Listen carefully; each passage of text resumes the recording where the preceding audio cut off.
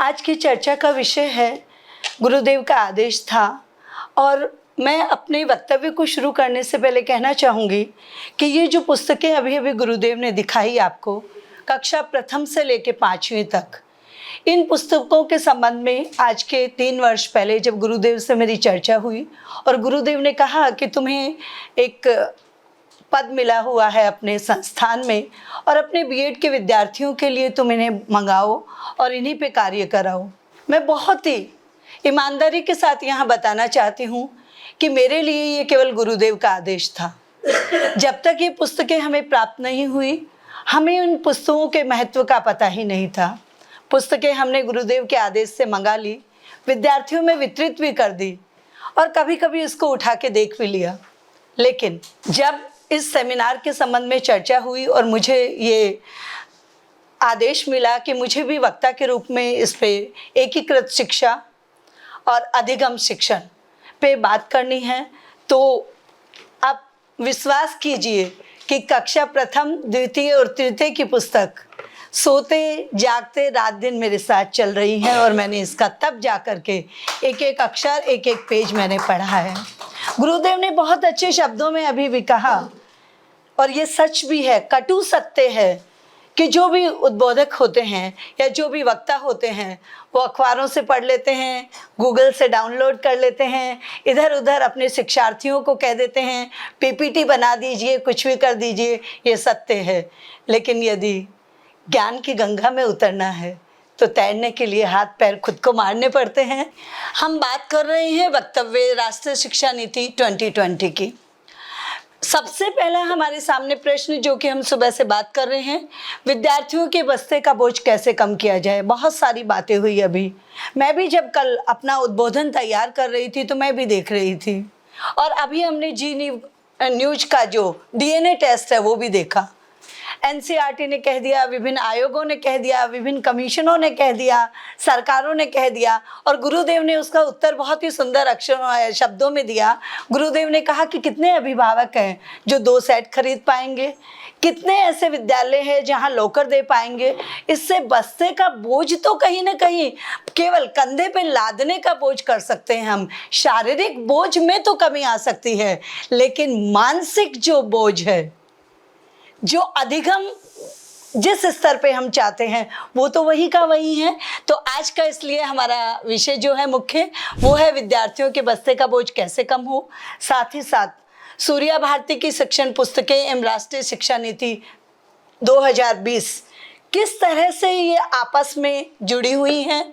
एकीकृत शिक्षा, integrated education जिसे हम कहते हैं, एकीकृत शिक्षा एवं शिक्षण अधिगम क्या है, परंपरागत पाठ योजना और पाठ्य अवधारणा मानचित्र, जो गुरुदेव अभी बार बार में मैपिंग की बात कर रहे थे, उस पर बात कर रहे हैं। कल जब हम इस पे चर्चा कर रहे थे तो मेरी सहयोगी गीता ने मुझसे प्रश्न किया, और ये अंत आखिरी वाला जो आप देख रहे हैं बिंदु, ये मैंने उसके बाद में इसमें ऐड किया। गीता ने मुझे कहा कि ठीक है, आप विद्यार्थियों के बस्ते का बोझ हम सूर्या भारती की पुस्तकों से कम कर देंगे, एकीकृत शिक्षा कर देंगे, एक ही पुस्तक में, एक कक्षा एक पुस्तक में हम गणित को भी ले आएंगे, विज्ञान को भी ले आएंगे, सामाजिक विज्ञान को भी ले आएंगे, भाषा को भी ले आएंगे, भौतिक को भी ले आएंगे। मैंने मान लिया आपकी बात, एकीकृत शिक्षा के बारे में भी हम चर्चा कर लेंगे।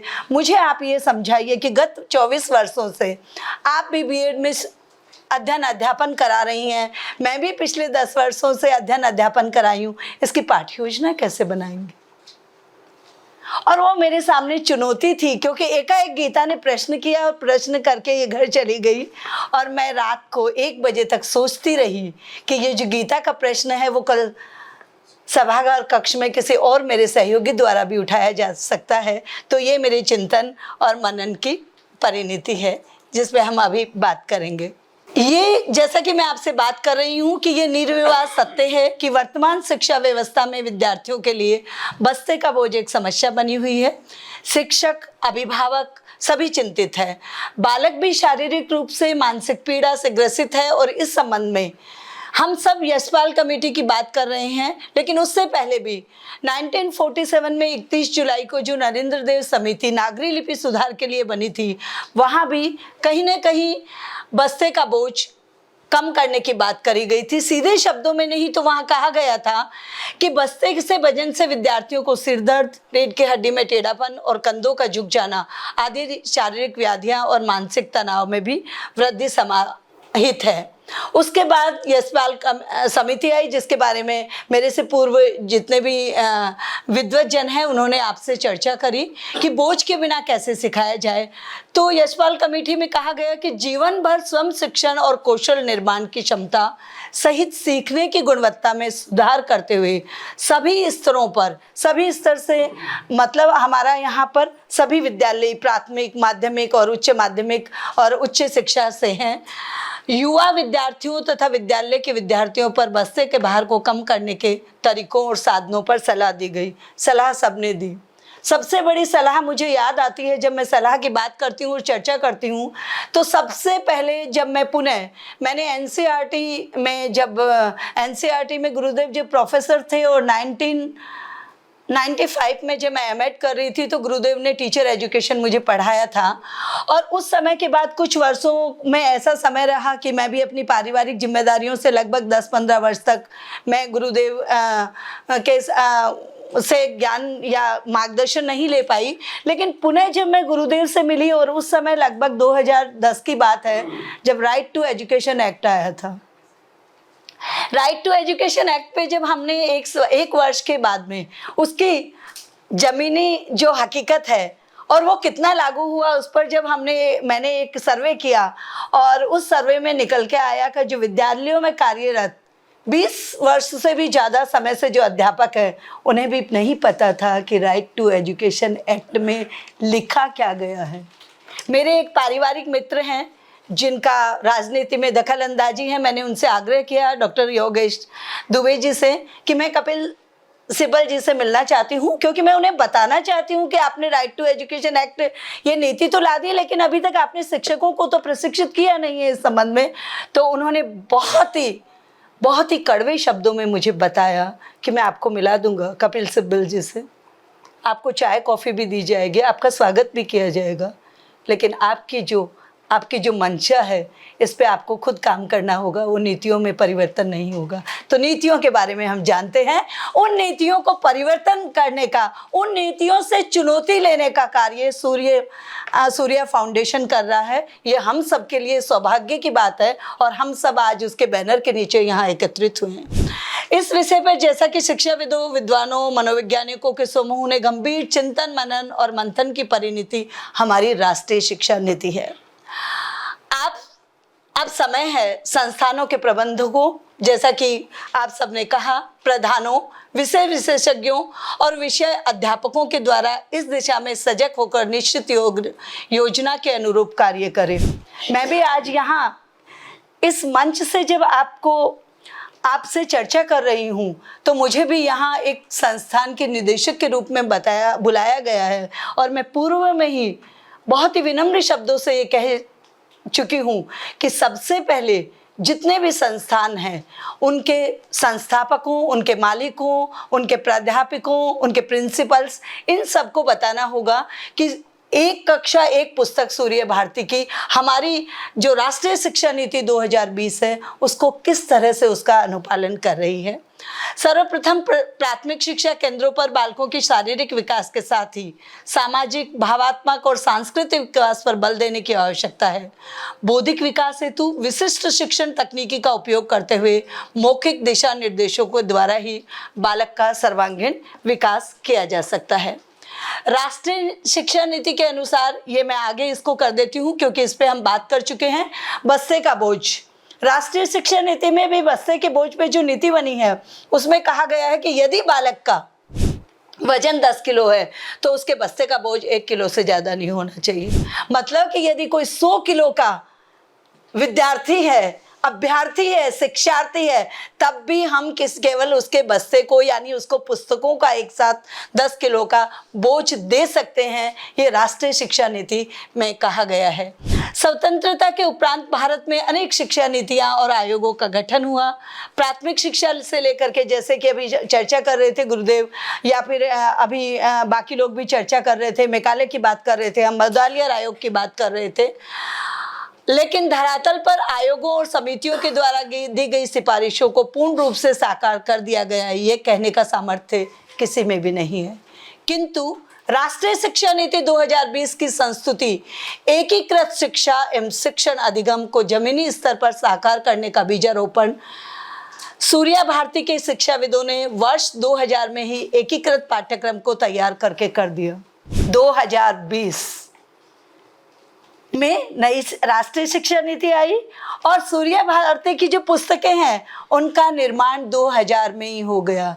दूरदृष्टिता, लकी लीक से हटकर चलना, रास्ते को छोड़ करके कठिन रास्तों को चुनना, ये सामर्थ्य जयप्रकाश जी और प्रोफेसर एच.एल. शर्मा जैसे लोगों में ही हो सकता है। और यदि हम उनका अनुसरण करेंगे तो निश्चित रूप से जो मोदी जी विकसित भारत @2047 की बात कर रहे हैं, वो कहीं ना कहीं हमारा स्वप्न साकार हो सकता है।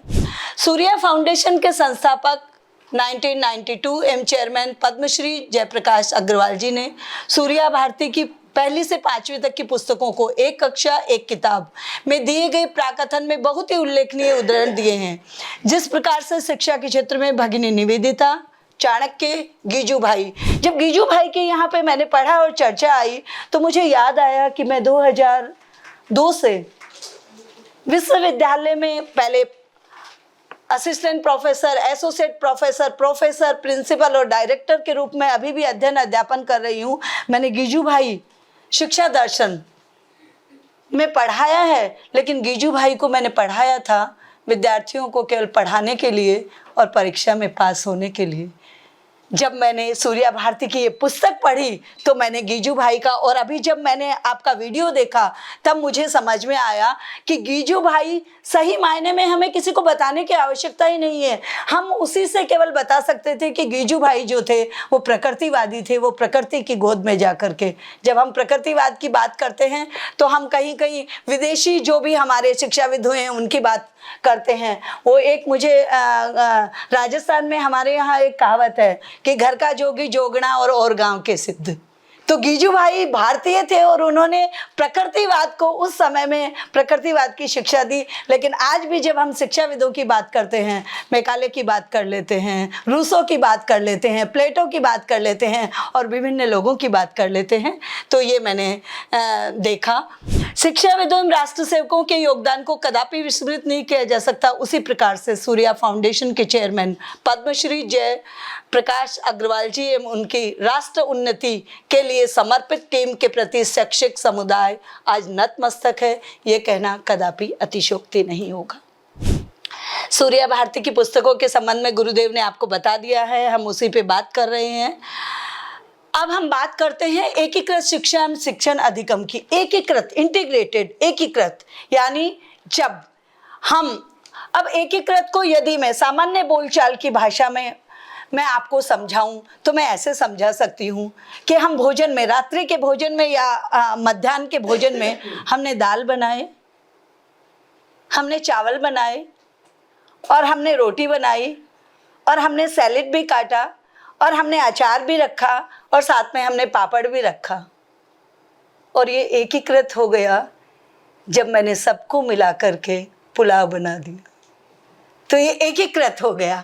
तो ऐसे ही जब हम एकीकृत शिक्षा और शिक्षण अधिगम की बात करते हैं तो एकीकृत शिक्षा का उद्देश्य एक समावेशी शिक्षण वातावरण विकसित करना है, जहां भिन्न भिन्न आवश्यकताओं और पृष्ठभूमि वाले विद्यार्थियों, भिन्न भिन्न आवश्यकताओं, कोई स्लो लर्नर है, कोई एडवांस लर्नर है, कोई मीडियोकोर है, उन सब में उन पृष्ठभूमि वाले, कोई गरीब घर से आ रहा है, कोई अरबपति का बच्चा है, कोई मजदूर का बच्चा है, कोई शिक्षक का बच्चा है, कोई ठेकेदार का बच्चा है, कि कोई किसी जाति से है, किसी धर्म से है, किसी राज्य से है, किसी भाषा से है, उनमें भावात्मक, संज्ञात्मक और शारीरिक अक्षमताएं सम्मिलित है।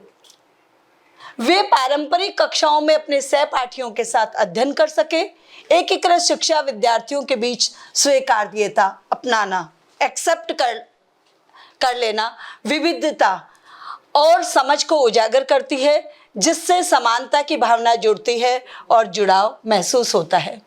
शूमेकर ने 1989 में एक परिभाषा दी थी, एकीकृत शिक्षा का तात्पर्य उस शिक्षा से है जो इस तरह से व्यवस्थित करती है कि वह विषय वस्तु की सीमाओं को पार करती है, अध्ययन के व्यापक क्षेत्र पर ध्यान केंद्रित करने के लिए पाठ्यक्रम के विभिन्न पहलुओं को सार्थक सहयोग में लाती है। ये सीखने और सिखाने के समग्र रूप से देखती है और वास्तविक दुनिया को प्रतिबिंबित करती है। अब यहाँ पे मैंने आप सबसे चर्चा करने के लिए एकीकरण के कुछ प्रकार बताए हैं। विषय के अंतर्गत मैं भाषा का अध्ययन करवा रही हूँ, तो भाषा के अंतर्गत ही विषय क्षेत्र के मध्य भाषा में भी गद्य आ गया, पद्य आ गया और व्याकरण आ गया, यानी विषय के मध्य में, और उसके साथ में दूसरी विषय भी, सामान्य ज्ञान जुड़ गया हमारा, कला जुड़ गई, संगीत जुड़ गया, ये सारी चीजें आ गई हैं। विषय के बाहर यानी ये जब पाठ्य पुस्तक हम पढ़ा रहे हैं या कोई भी पुस्तक हम पढ़ा रहे हैं तो उसमें अंकगणित भी है, उसमें भूगोल भी है, उसमें इतिहास भी है, उनमें सामान्य ज्ञान भी है और सारे बाकी विषय भी है। तो विषय के बाहर के क्षेत्र। अब विषय के क्षेत्र के मध्य की जब हमने बात करी तो एक या एक से अधिक विषय हो गए, और विषय के बाहर की बात करी तो दो से या दो से अधिक विषयों पर हम विषयों को आपस में जोड़ना हो गया। विषय क्षेत्र के अंतर्गत यानी विषय के अंदर ही हम बात कर रहे हैं। अब यदि हम मान लीजिए कि हम व्याकरण पढ़ा रहे हैं तो व्याकरण में भी संधि है, समास है, छंद है, बाकी संज्ञा है, सर्वनाम है, विशेषण है, बाकी सारी चीजें आ गई है। और विषय क्षेत्र के बाहर यानी उससे बाहर हम जब बाकी विषयों को उसके साथ में जोड़ते हैं, अब हमने संज्ञा पढ़ा रहे हैं हम, और हम संज्ञा के प्रकारों की बात करेंगे तो वहां हमने अंकगणित को भी जोड़ दिया है, वहां हमने कला को भी जोड़ दिया है, वहां हमने चित्र के माध्यम से भी बता दिया है। हमने एक पशु दिखा दिया, दो पक्षी दिखा दिए, तीन पेड़ दिखा दिए। तो इस प्रकार से हम विषय के बाहर चले जाते हैं। एकीकृत पाठ्यचर्या के कुछ प्रकार है, उनमें आधारित एकीकरण है। आधारित एकीकरण में मैंने एक उदाहरण लिया है कि सूर्या भारती की जो तृतीय का पाठ है, मेरा भारत की कविता है। अब मेरे भारत की कविता का देखिए आप, बहुत ही सुंदर तरीके से जब मैं कल इसको पढ़ रही थी तो इसमें जैसे लिखा हुआ है, सारे जग में इसका मान, मेरा भारत देश महान, गहरे गहरे सागर इसके, पर्वत ऊंचे और विशाल, हरी भरी धरती है इसकी, फैला है नदियों का जाल। जब मैंने बात इसकी करी तो हम संस्कृति को बता रहे हैं, हम परंपराओं को और सामाजिकता को, भावनाओं को, उनको बता रहे हैं। तो ये एक हमारा प्रकार हो गया आधारित एकीकरण। फिर है परियोजना आधारित एकीकरण। परियोजना आधारित एकीकरण के लिए मैंने जो तृतीया की इसी पुस्तक में एक और पाठ है अभिमन्यु का, मैंने उसमें लिया है अभिमन्यु के, किस प्रकार से वहाँ भाषा है, विज्ञान है, गणित है, तकनीकी जो अभिमन्यु के लिए जो चक्रव्यूह की रचना की गई थी वो सारी चीजें हैं। तो ये मैंने इसमें शामिल किया है। पूछताछ पर आधारित, पूछताछ पर यानी जब हम पूछताछ पर आधारित करते हैं तो वहां पर भी प्रश्न पूछ करके विद्यार्थियों को, अब ये इसी पाठ पे हम पुनः आ जाते हैं और इसी पे बात करते हुए मान लीजिए कि मैं बात कर रही हूँ मेरा देश महान की। हम विद्यार्थियों से बड़े आराम से उनसे जब हमने कहा, यहाँ पे हमने कहा खेत कहीं खलियान कहीं पर, फल फूलों से लदे बागान। अब हम फूल, विद्यार्थी को किस प्रकार के फूल पसंद है, कौन सा फूल है, उसके घर में कौन सा फूल लगा हुआ है, गुलाब के फूल का रंग कौन सा होता है, गेंदा कौन सी ऋतु में आता है, तो बहुत सारी चर्चाएं हम इसमें कर सकते हैं। कला एकीकृत में मैंने जो मैपिंग के लिए एक पेपर गुरुदेव के द्वारा हमें भेजा गया था, सूर्या भारती की प्रथम का पाठ वीर बालक है, कौशल, नाटक, हम अपने विद्यार्थियों को नाटक के माध्यम से वो पढ़ा सकते हैं। शौर्य, निर्भीकता आदि उस युग के अभिमन्यु है, एकलव्य है, उन सब से हम इस प्रकार से उनको प्रेरित कर सकते हैं। प्रौद्योगिक एकीकरण हम सब देख रहे हैं, जो आप यहाँ देख रहे हैं, तकनीकी प्रौद्योगिकी के माध्यम से आज हमारे बीच में यहाँ अपरिहार्य कारणों से, स्वास्थ्य कारणों से परम आदरणीय अग्रवाल साहब नहीं हैं, लेकिन हमने उनका वीडियो, उनका मैसेज वो प्रौद्योगिकी के माध्यम से, और इसके लिए भी मैंने सूर्या भारती के पाठ में से ही हमारे त्योहार है उनको लिया। अब त्योहारों को हम पढ़ा रहे हैं, मान लीजिए होली का सीजन है और हम विद्यार्थियों को पूरे भारत के त्योहार पढ़ा रहे हैं, तो हम प्रौद्योगिकी के माध्यम से ईद, दिवाली, क्रिसमस, बाकी जो हमारे त्योहार हैं उनको हम करा सकते हैं। अंतः विषय दृष्टिकोण में ये जो रोड मैपिंग की मैंने अपने जीवन में बहुत ही विनम्रता से कहना चाहूँगी और बहुत ही निडरता के साथ भी कि मुझे भी शिक्षण प्रशिक्षण करवाते हुए 26 वर्ष हो गए हैं, लेकिन मैंने इससे पहले कभी किस तरह से किसी पाठ की अवधारणा का मानचित्र कैसे तैयार किया जाता है ये मुझे नहीं पता था। जब गुरुदेव का ये व्हाट्सएप पे ये वाला पेज मुझे मिला तो मैंने सोचा कि किस तरह से इसका अनुकरण किया जाए, और उसी के बाद में मैंने ये रोड मैपिंग के लिए मेरा भारत में भाषा है, कला है, खेल है, अंक शास्त्र है, गायन और नृत्य भी है, और जीवन कौशल और सामाजिक कौशल भी है। एकीकृत शिक्षा के उद्देश्य जो हैं इसमें समान अवसर मिलता है, समावेशी शिक्षण का वातावरण मिलता है, शैक्षिक सफलता प्राप्त होती है, सामाजिक समावेश होता है, व्यक्तिगत विकास भी होता है और स्वतंत्रता और अधिकार भी हमें प्राप्त होता है। इसी प्रकार से एकीकृत शिक्षा के लाभ है कि विभिन्न साथियों के साथ बातचीत के माध्यम से सामाजिक कौशल और सहानुभूति में वृद्धि होगी। अनुरूप निर्देश के कारण सभी छात्रों के शैक्षणिक परिणामों में सुधार आएगा। विकलांग छात्रों के लिए अपनेपन की भावना को बढ़ावा देते हुए समावेशिता को बढ़ावा मिलेगा। टीम वर्क और सहयोग कौशल विकसित होगा। जब मैं बात कर रही हूँ विकलांग छात्रों के लिए अपनेपन की भावना की बात कर रही हूँ, मुझे पता नहीं था कि ये एकीकृत शिक्षा है क्या। वर्ष 2010 में एक छात्रा मेरे संस्थान में प्रवेश लेने आई और वो अपने दोनों हाथ और दोनों पैरों से विकलांग थी और उसके माता पिता साथ आए थे और वो बहुत डर रही थी बीएड में एडमिशन लेते हुए। मैंने स्वाभाविक रूप से उसको हक किया, गले लगाया, उसको अपने अंक में समाया और मैंने कहा कि तुम मेरी बेटी हो तो तुम पीछे नहीं रह सकती। उसके बाद में मैंने उसे, जब हम एजुकेशनल टूर पे जाते हैं तो उसके माता पिता ने कहा कि नहीं वहाँ ये कैसे जाएगी, इसको कपड़े कौन पहनाएगा। मैंने केवल मानवता के नाते उस समय कहा था कि मैं ये करूंगी। आज वो अखिल भारतीय आयुर्वेद संस्थान में मनोचिकित्सक है और जब वो मुझे माँ लिख के भेजती है तो मुझे लगता है कि शायद जीवन में मैंने छोटा सा कोई पुण्य का काम किया है। ये है हमारी एकीकृत शिक्षा के लाभ। अब ये बात आती है पाठ्य अवधारणा मानचित्र सूर्य भारती। कल गीता ने मेरे से प्रश्न किया कि आप वहां बोल तो लेंगी, बना भी लेंगी, मुझे पता है आप टाइप भी कर लेंगी, पीपीटी भी कर लेंगी, मुझे ये समझा दीजिए कि पाठ्य योजना कैसे बनाएंगी। क्योंकि हमारी पारंपरिक जो पाठ्य योजना है, जितने भी लोग यहाँ बीएड करके आए हैं हमें पता है, हमने विषय लिख दिया, कालांश लिख दिया, प्रकरण लिख दिया, उसके बाद में पूर्व ज्ञान पर आधारित प्रश्न लिख दिया, उद्देश्य कथन लिख दिया, उसके बाद आदर्श वाचन हो गया, अनुकरण वाचन हो गया, काठिन्य निवारण हो गया, पुनरावृत्ति हो गई और गृह कार्य हो गया और हम मुक्त हो गए। यही करते हैं हम सब।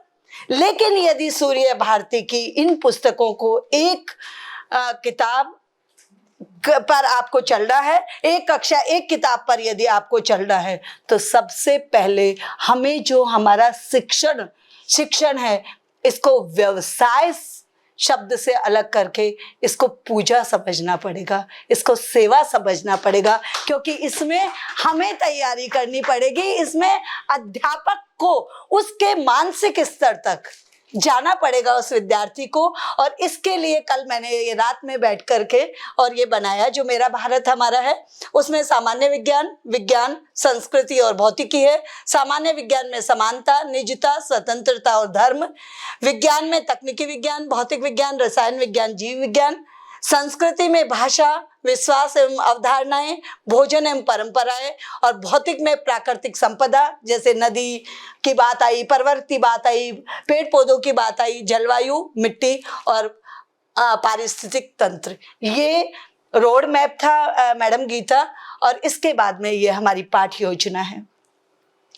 पाठ्य योजना में अंतर विषयों से संबंधित और विषय, सामान्य ज्ञान एवं संस्कृति। शिक्षक अपने विद्यार्थियों से उनके त्योहार मनाने के तरीकों, शिक्षा के अधिकार, भाषा की स्वतंत्रता और व्यक्तिगत पसंद नापसंद के माध्यम से सामान्य ज्ञान का अधिगम मेरा भारत पाठ के माध्यम से कराएंगे। विभिन्न तरीके हो सकते हैं। आप उनसे नाटक करवा सकते हैं, आप उनसे गीत गवा सकते हैं, आप उनसे नृत्य करवा सकते हैं, आप उनसे लेख लिखवा सकते हैं, आप उनसे कोई कागज लेकर के उससे कोई आकृति बनवा सकते हैं, आप उनको ग्राउंड में ले जा करके कुछ खेल करवा सकते हैं।